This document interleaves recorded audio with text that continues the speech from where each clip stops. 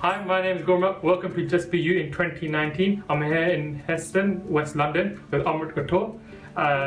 At the age of 4, he started karate. He's also a musician and he makes different music styles from a range of instruments. He also does acting and he's a model. So, yeah, welcome to the show. Thank you very much for having me. Yeah, likewise. It's a pleasure.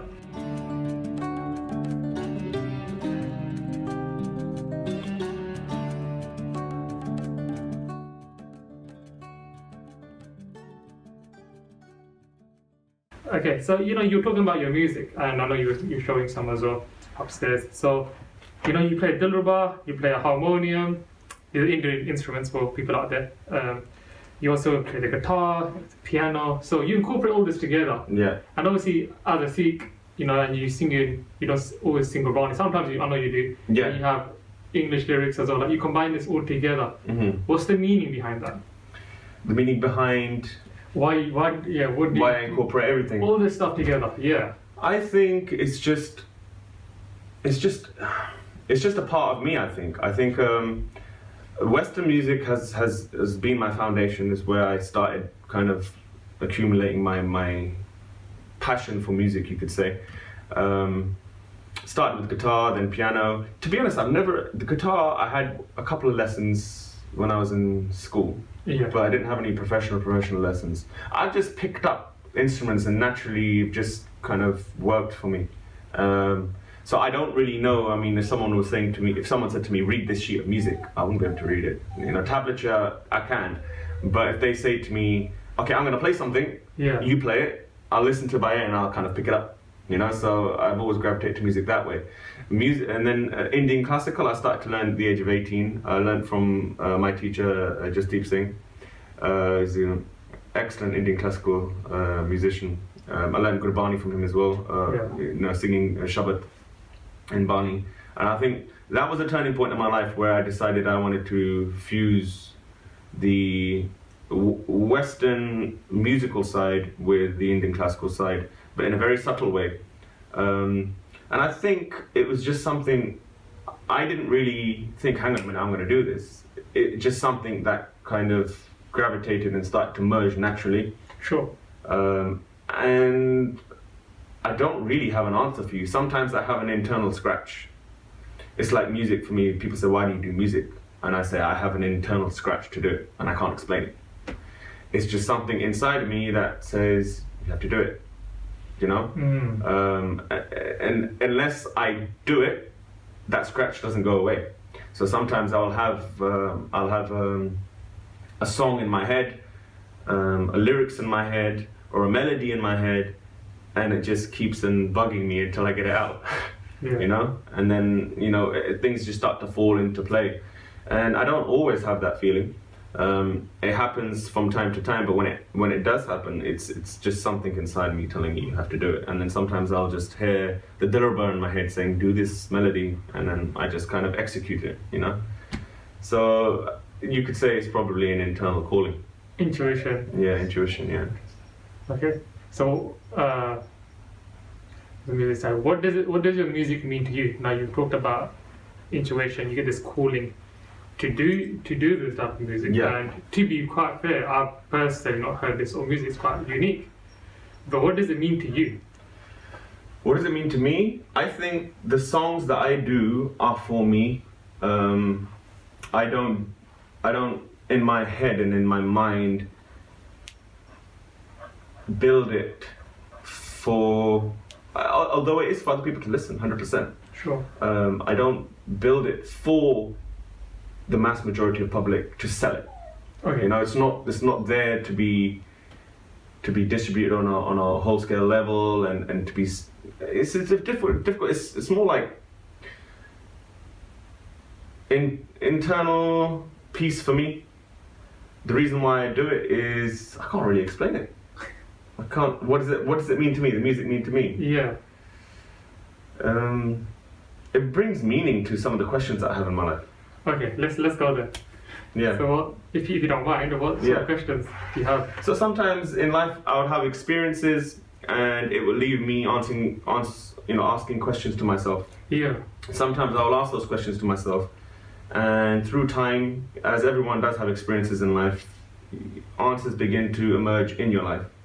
And Sure. you start to make sense of why experiences start to happen in your life. And my songs are based upon that, based upon my own understanding of certain life experiences and how I've dealt with them and what they mean to me. So it's very personal. That's why I mean, it's not, I don't make it for other people. I don't make it on other people's life experiences or, you know, what people tell me. It's like, for example, you can live your whole life, you know, telling somebody what it's like to taste the chocolate, the flavor of chocolate, by reading a book of what someone wrote when they tasted chocolate. Yeah. Or you could taste it yourself and write your own book, you know? And I'm that type of person where I have these experiences and I do have this expressive element inside me. So I naturally gravitate towards expressing myself in a musical way. And now also in a very visual way. I love making music videos because the music videos to me, you know, I have a very specific visual kind of mindset of what I want it to look like, how I want it to look, when I want to do it. And it's so detailed that I have to get it like that. That's my tunnel vision, you know. Yeah. Sometimes when I'm doing those videos, like for example, the It's Okay video, Yeah. with the swords and everything like that. That is such a clear vision for me. I had it in my head how I wanted it to be, you know. And that was, you know, we captured it. It was great. I had a guy working with me, Pierre Germain, at Empire Creatives, and he gets me, and we gel well, like, you know, peanut butter and jelly, you could say. It's like it's a good relationship that we have because he understands my vision and he knows how passionate I am.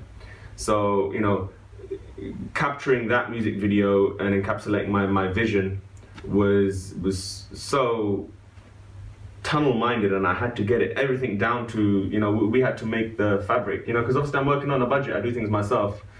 You know, had I accepted some of the signed contracts and record deals, and maybe I wouldn't be doing that. But then if I would be, you know, doing music for other people, then maybe they won't let me apply my vision to it, and I don't want that to happen. And you feel you may lose your own meaning doing it in that way. Yeah, I mean, so I've had quite a few like kind of opportunities for record labels and deals and things like that, but I've kindly declined at this moment in time because it's not where I want to be. It's I feel when you're making music under a time frame and under a time constraint, then it can become a little bit more commercial, and the meaning behind it can go, and the depth behind why you're doing the music comes back to your reason for why I do it.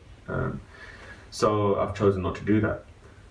So, you know, like making the music video the way I wanted to do it, maybe that wouldn't be something I'd be able to do if I was signed to somebody, you know. And it's quite fun. I mean, obviously it's really stressful. I mean, you know, waking up at like 3 a.m. and driving to Southampton and going to the Broadway and cutting out outfits and, you know, getting swords, getting together a team, choreographing the fights.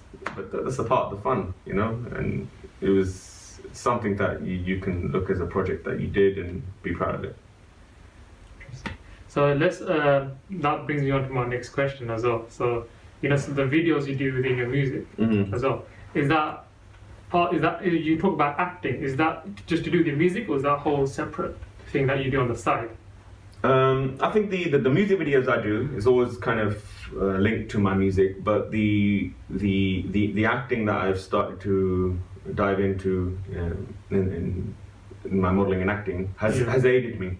Sure. It's aided me. It's given me a lot of insight into production and how things are recorded, about lighting, about, you know, visual concepts, and it was a learning experience for me, you know, going into that industry, because you see things, you hear things, you pick up things.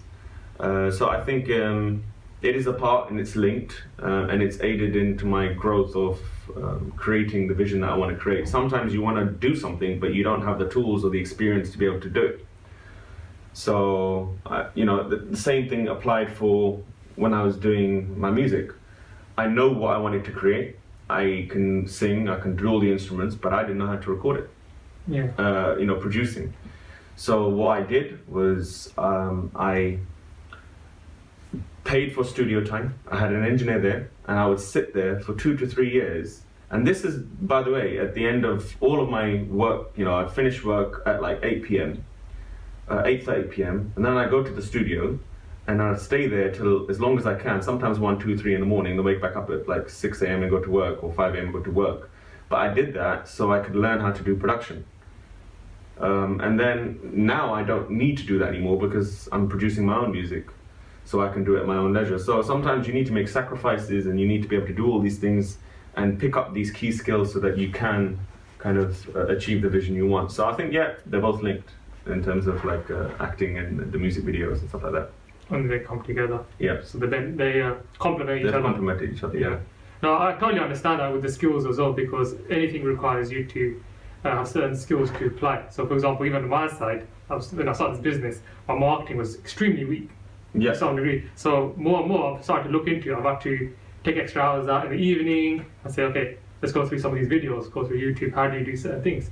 But that's how you have to continuously grow. But you just got to keep at it, and then eventually it becomes normal. Like your instance as well, like you put it together, it's like, okay, I know how to do production. Yeah, 100%, yeah. Yeah. And then it just becomes something that you enjoy doing as well. I mean, I'm always still learning. I'm no way in shape, form perfect at anything that I do, and I don't think that's a healthy way of thinking. There's always so much for me to learn, and that's coming back to the roots of karate as well. The day you say you know everything is the day you're a fool. There's an ocean full of knowledge to be obtained, and experiences as well. So the day you stop that is the day you stop learning. So there's so much more that I need to learn, and I wish I could learn in terms of instruments as well. But that's life. You try to fit it all in. Yeah, that's the beauty, isn't it? You can never stop improving, I suppose. And progress always makes. I think Tony Robbins. Yeah. So he always goes, progress is happiness. So there's always room for improvement. Anything, even if you're the 100%. Best in the world, you can always improve. 100%. Yeah. I agree with that. So yeah, I looked recently at one of your images on, I think maybe on Instagram or through WhatsApp. It said "burn." Is that one of your new films coming out, or? Yeah, it looks like a film coming. Yeah, you got with a gun. I'm like, oh, that looks really intriguing. Yeah, that was the latest music video I released. Yeah. So that's called "Burn," and the chorus is "Burn My Name." So I had an interesting concept to it and a storyline. So those of you want to have a look at that video, it was kind of like I don't want to spoil it too much, but it was like a MI5 type vibe to it. That's why you saw a gun. It looks like a James Bond movie. Yeah, James Bond MI5.